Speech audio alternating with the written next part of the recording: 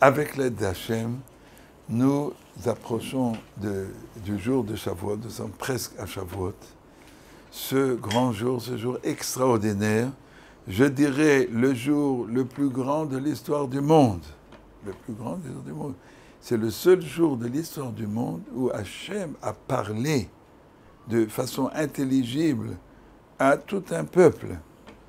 Dieu qui a créé tous les mondes, Dieu qui est infini, qui est au-delà de l'entendement, eh bien, il a parlé et cet événement, cette parole s'est ancrée dans le cœur des Juifs, comme il est marqué, et asher yeshno poayom, et asher eino poayom, dans la parasha de Nitzavim, que je vous dis que ce message s'est incrusté dans les âmes, toutes les âmes à venir, toutes les générations. Nous avons vécu un événement et le judaïsme est événementiel et existentiel. C'est rentré en nous. Le judaïsme, ce n'est pas une religion. Nous avons entendu la voix d'Hachem et nous sommes devenus un peuple à part, un peuple où les réalités de la vie ne sont plus le monde qui nous entoure. Tous les cieux se sont déchirés, les 7 cieux des Chazal, et ils ont vu ce qu'on peut voir. Bien on ne peut pas voir l'être divin. C'est pas l'œil, tout ce qui est limité au monde matériel, eh bien, ne peut embraser quelque chose de spirituel. Mais comme dit la Torah, Ve'am ro'im et kolot. Le peuple entier, dans Parashat Yitro, sur le nom de la Torah, ont vu les voix. Et on ne peut pas voir une voix, on peut entendre une voix. Mais non, les Chazal disent, ils ont vu ce qu'on a l'habitude d'entendre, et ils ont entendu ce qu'on voit d'habitude. Parce que le terme de la Gemara. Mais le terme de la Torah, Ve'am ro'im et kolot. Mais on ne peut pas, une voix, on l'entend, on ne peut pas la voir. Le monde, le sens le plus aiguisé, c'est l'œil. Et l'œil, il embrasse le plus de ce qu'il y a autour de nous du monde physique. L'ouïe, c'est déjà quelque chose de plus éloigné. L'œil est plus rattaché au monde direct physique qui nous entoure. L'oreille, en tout cas à un certain niveau, parce qu'à un niveau ça s'inverse. L'oreille, c'est déjà quelque chose de plus spirituel. Il faut traduire, on entend, etc. Eh bien, au Mont Sinaï, les voix divines, ils ont entendu des voix, la voix d'Hachem, ils n'ont pas entendu comme un sens éloigné, celui de l'oreille. Ils l'ont vu, c'était comme le sens le plus aiguisé de la vue. C'est monté au degré de la vision. Et ce monde matériel qui nous entoure est devenu immatériel. Il est éloigné de leur personne. C'était comme quelque chose qu'on entend. Il y a un moment, oui, j'entends, j'ai entendu. Tu me crois? J'entends. Je n'ai pas dit que je ne te crois pas. J'ai entendu. Le monde matériel a été entendu par eux. Le monde spirituel a été vu par eux. Eh bien, c'est la grandeur du peuple juif. Et je dis toujours, si l'use et coutume du peuple juif depuis des centaines d'années, et ça remonte déjà, c'est relaté dans le Zohar, c'est d'étudier la nuit de Yom Kippour. Alors tout le monde sait d'après le sens, la nuit de Shavuot. D'après le sens simple, comme dit le Magen Avraham, c'est parce que au Mont Sinaï, vous savez, on ne peut pas dire que le peuple juif est récalcitrant, mais enfin, on était un enfant qu'il fallait éduquer. Et quand Moshe a dit, vous savez, demain matin, à l'aube, Hachem va apparaître, tout le monde a bien dormi cette nuit, et Hachem est apparu, les Juifs étaient encore... Ils sortaient d'Égypte, on n'était pas encore très formés. Et pour réparer cette faute, dit le Magen Avraham, de génération en génération, on prend sur soi de passer la nuit à étudier pour montrer qu'on attend la Torah et qu'on la chérit. Et ça, c'est le sens simple. Mais, dans un sens plus profond, et ça se trouve déjà dans le Zohar, et l'événement que nous avons vécu à l'époque, nous le revivons. Pourquoi on aurait pu choisir une autre mitzvah? On a reçu 613 mitzvot au Mont Sinaï, pas l'étude de la Torah, mais entendre la voix d'Hachem. C'est quoi entendre? C'est étudier. Étudier, c'est pas prendre un livre et l'ouvrir et s'instruire. Non. C'est pas emmagasiner des connaissances. Non. Rien à voir. L'étude de la Torah, ce n'est pas emmagasiner des connaissances. Celui qui pense que c'est ça, en aucun cas. C'est l'antipode. L'étude de la Torah est existentielle. Existentielle. Étudier, c'est vivre face à Hachem. C'est ça la traduction de l'étude de la Torah. Pas acquérir des connaissances, mais se mettre face à Hachem. Nous avons une Mishnah dans Pirkei Avot.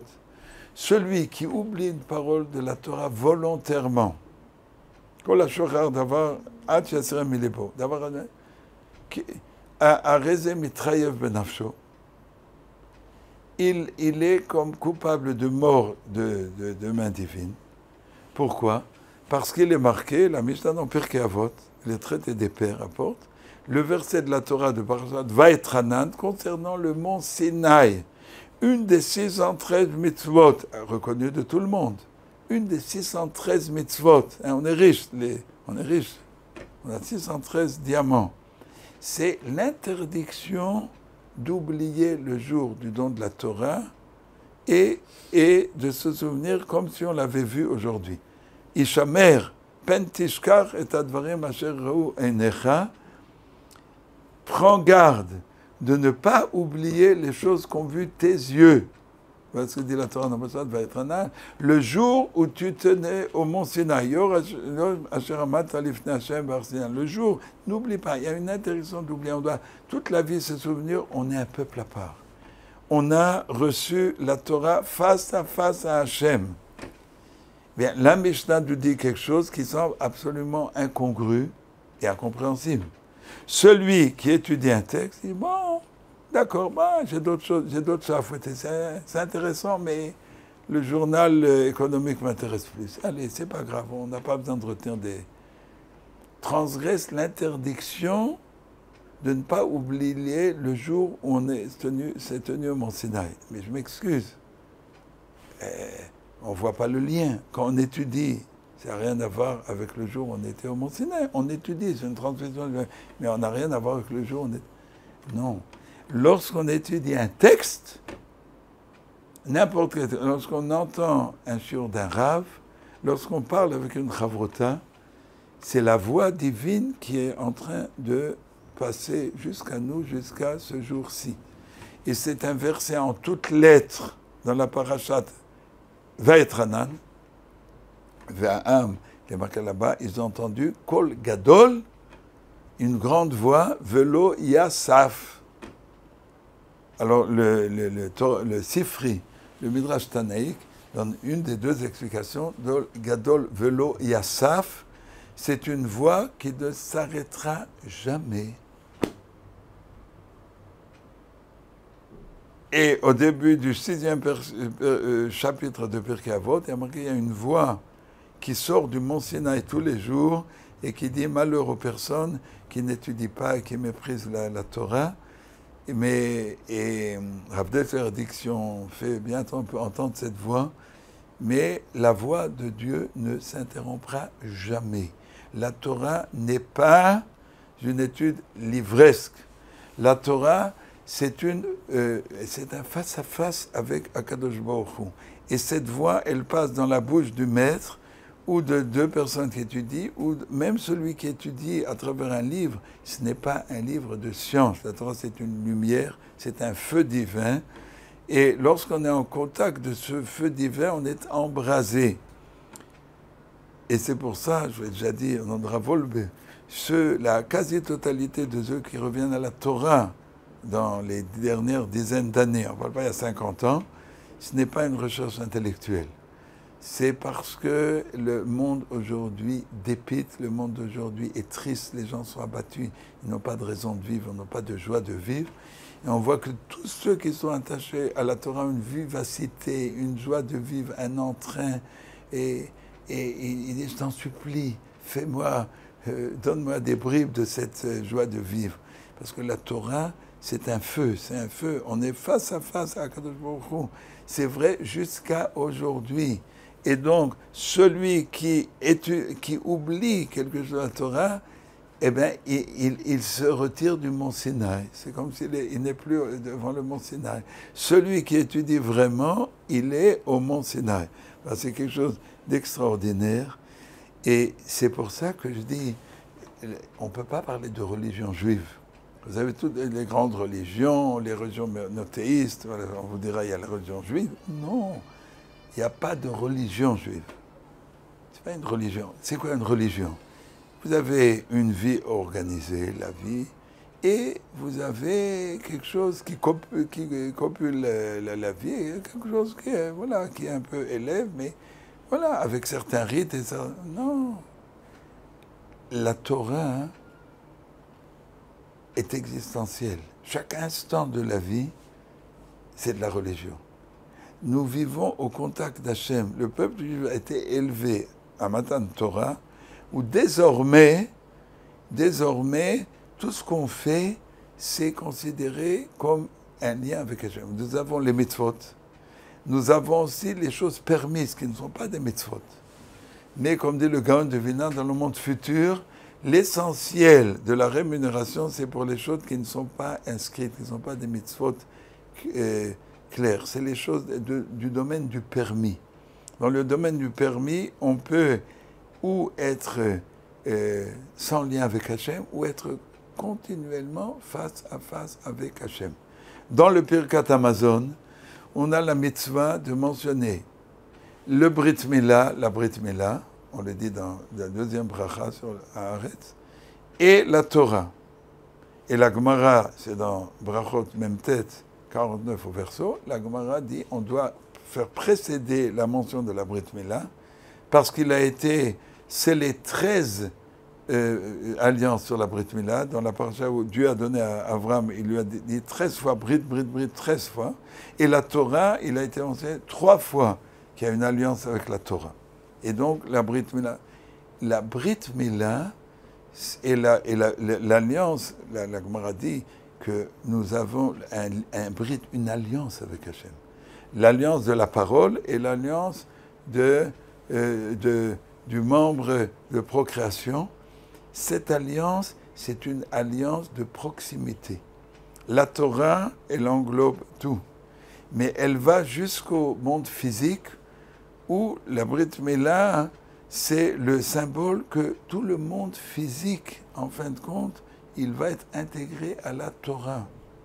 Il y a un Rashi incroyable. Rabout dans Zatal, qui dit des choses phénoménales. Alors sur Shavuot, un Rashi, dans le Menachot Tzadetet Amudbet, Menachot 99 au verso, où il a marqué Bitula Zeukiyuma, que des fois, il faut ne pas étudier, il faut faire. Mais ça renforce la Torah. Et Rashi écrit que lorsque quelqu'un va à un mariage ou va à un enterrement, écoutez-moi bien, dans le monde futur, on lui donnera le mérite de l'étude comme s'il avait étudié la Torah. Ça ne tient pas debout. Il n'a pas étudié. D'accord, c'est magnifique. Et la Torah a été donnée pour accomplir. Et si on n'accomplit pas, alors c'est de l'étude philosophique. On n'en a que faire de cette Torah. Mais dire que c'est comme il avait étudié, ça a l'air un petit peu exagéré. Et Raboutin explique de façon incroyable. Il y a 2 façons de vivre ce monde-ci. Il y a une façon, et même les mitzvot. Le monde existe, nous avons reçu des mitzvot, on accomplit les mitzvot. Nous avons une mitzvah d'étudier, on étudie la Torah. Il y a une autre approche, c'est Shavuot. Shavuot, c'est le grand boom. Tout disparaît, nous sommes face à face. La dimension de Shavuot, c'est pour ça qu'il y a un seul jour, je ne dis pas 7 parce que c'est quelque chose de trop élevé. Shavuot, c'est la dimension de la Torah, où tout ce qu'on fait est de la Torah. Celui qui qui va réjouir un marié et une mariée, qui le fait parce que c'est une mitzvah de la Torah et que ça fait partie de ce qui se... Parce que la source des mitzvot se trouve dans la Torah elle-même. Et qu'il le fait en tant que... étudier n'a de valeur que lorsqu'on accomplit, mais c'est une partie de l'étude. C'est parce que c'est divin. Eh bien, la dimension de son acte sera une dimension de Torah. Hanor, avant le déluge, Hanor, qui est mort et qui est monté au ciel, qui était un grand tzaddik, il est devenu l'ange principal, Matat, on ne dit pas tout le nom, et qu'est-ce qu'il faisait? Alors c'était un tzaddik, mais les chazal, c'était un cordonnier. Et Rabbi Israël, ça l'interdit, et il était meyached yichudim, voilà, des choses de Kabbale, il réunissait le monde à Hachem. Bon, yichudim, tout, il faisait la réunion. Mais comment? Rav Sal interdit que à chaque coup d'aiguille, il disait, je veux que cette chaussure soit bonne pour le client. Et avec ça, il réunissait le monde entier. Son atelier devenait un Beth Midrash. Bien entendu que c'est un homme de Torah, Hanor. Noach aussi. Mais il y a une dimension où le monde du vécu n'est pas autre que la Torah, qui est un feu divin. Ce n'est pas une connaissance. Si on la prend comme connaissance, ce que je vous dis là est incompréhensible. Ceux qui pensent que la Torah est une connaissance, je vous parle en chinois. Je suis d'accord. Mais si on comprend que la Torah, c'est un chalumeau divin et qu'on s'embrase et que après le lien avec le monde physique, c'est plus le même. Et pour ça, il faut que l'étude de la Torah soit une étude qui englobe tout. C'est pour ça que Shavuot, on étudie. Pourquoi Shavuot, on étudie? Parce qu'on veut revivre cet événement unique de l'histoire du monde. On a été en face à face avec Hachem. Et en réalité, on est tous les jours en face à face et on est tous les jours à proximité d'Hachem. C'est pour ça qu'à Shavuot, il faut faire très attention d'être très reconnaissant. Celui qui va étudier à son épouse, c'est grâce à elle qu'il peut aller étudier. C'est elle qui a fait tout le bon repas. Et lorsqu'on déguste le repas, il ne faut pas trop manger, après on s'endort. Vous savez que la Rizal a dit, celui qui a étudié toute la nuit et ne s'est pas du tout endormi. Bon, alors, et n'a fait qu'étudier, il est sûr de passer l'année, qu'il ne mourra pas cette année. Signé du Harizal. Et bien alors si on mange trop, on dort déjà avant d'avoir commencé à étudier. Il faut manger modestement. Et il faut manger. La Harizal aussi manger. Et si c'est la course, alors nous, je dois partir. Et que la femme et les enfants sentent la tension. La tension est l'ennemi. La tension en deux mots. Hein. Et ceci en deux mots. Pas la tension et l'apostrophe, ça c'est le summum de la Torah. La tension est l'ennemi numéro un de la Torah. La tension. On oublie que le monde matériel et que la vie et qu'on a une mitzvah de simcha. Shavuot, Rav Yosef qui disait, si pas la Torah, combien de Yosef il y a? La Gemara dans Aïn Vav, dans Samer Vav, dans Psachim, combien il y a de Yosef? À n'en plus finir. Et si pas ce jour, dit Rashi, où j'ai étudié la Torah, je me suis élevé. Et il faisait un festin.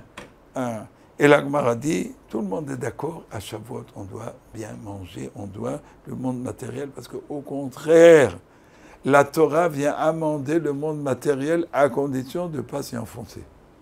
Si on pense que la Torah, encore une fois, c'est un peu de confiture sur la tranche de pain, et qu'on peut s'enfoncer dans ce monde-ci, du moment qu'on a un peu de Torah, c'est un alibi pour se comporter comme on veut, on est à côté de la plaque. À côté.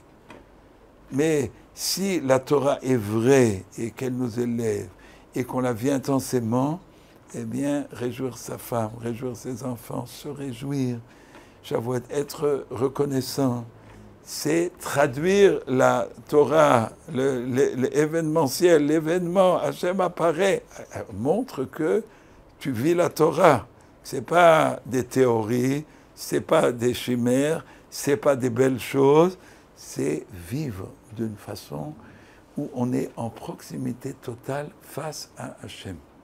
Et donc, nous sommes un peuple béni, il faut dire vraiment, je veux dire, il y a une chose où on peut envier les non-juifs. Vous savez pourquoi? Parce qu'un juif ne peut pas se convertir. Il ne peut pas, il est déjà. Eux, ils ont le choix, ils peuvent se convertir. Et on attend, c'est plus d'obligation et de devoir que de prérogatives, bien entendu. Mais voilà, et ce jour-là, c'est un jour où effectivement, on est à des diapasons où on n'est pas toute l'année. Il reste une effluve. Toute l'année, on a une effluve de Shavuot. Toute l'année, on a... Et si on s'est vraiment élevé à Shavuot, si on a étudié avec enthousiasme, et pour ceux qui ne peuvent pas beaucoup étudier, chacun selon son état, celui qui la santé ne permet pas, ou il a du mal, et il ne peut pas passer la nuit, mais savoir que la Torah, c'est l'essentiel de la vie pour le peuple juif. Et ce n'est pas seulement l'essentiel de la vie en tant que commandement, ce n'est pas un commandement qui est l'essentiel de la vie. C'est la Torah, c'est un autre univers. Nous sommes dans une autre planète, c'est un autre globe. Nous sommes dans une autre dimension que celui qui ne connaît pas ne peut pas imaginer. Celui qui n'a jamais pénétré dans le monde de la Torah ne peut pas comprendre. Et c'est un monde de miracles, et c'est le monde où il y a toujours la confiance à Hachem, où on doit traverser toutes les vicissitudes de l'histoire, et le peuple juif est toujours là, toujours présent, et au contraire, la grandeur du peuple juif et de la Torah se révèle à notre époque, et donc c'est notre jour anniversaire. Shavuot, remercions Akadosh Baruch Hu, réjouissons-nous, pas de tension, beaucoup d'attention, pas de tension, réjouissons les membres de la famille, et prenons sur nous que toute notre vie, ce soit un lien indéfectible à la Torah en tant que source de vie, pas en tant simplement de commandement, et que Bezrat Hashem, Akadosh Baruch Hu nous réjouisse en nous envoyant la Géoula le plus rapidement possible. Amen.